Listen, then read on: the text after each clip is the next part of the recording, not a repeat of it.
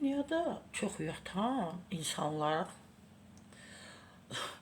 və o çox yatan insanlar təbii ki, hansısa ölkədə, hansısa şəhərdə yaşayır.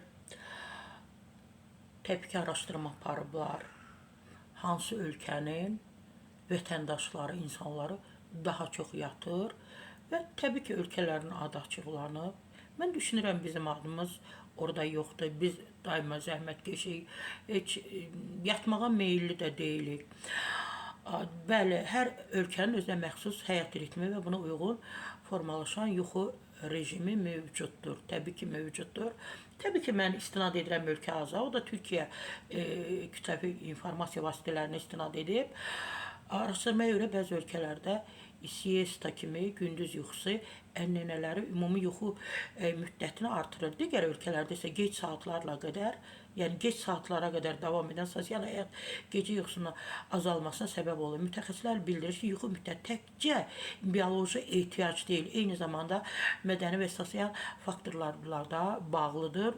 Məsəl üçün, gecə barlarında, klublarında olanlar çox, demək olar ki, çox az yatırlar, bütün günü əyləncə keçirirlər, əyləncədə olurlar, paraları var və statistikaya əsasən dünya ən çox yatan ölkələri bunlardır.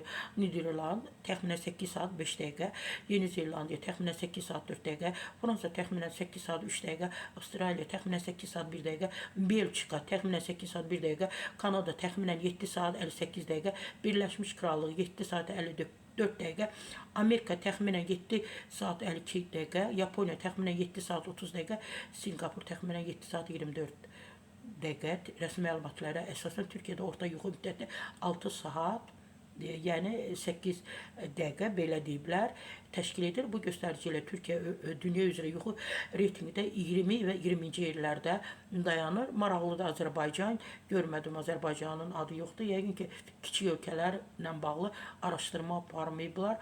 Mən düşünürəm, məsələn, mənim özüm çox 4 saat yatıram. Yəqin araşdırma aparsalar görərlər ki, Azərbaycanda insanlar ümumiyyətlə yuxu rejimi insanlarda normal deyil, çoxdan pozulub. Təbii ki, səbəblər var, bəlli səbəblər var. İndi onları mən açıqlamıram. Amma hansı ölkələrdə insanlar daha çox və az yatırlar, sizə məlumat verdim.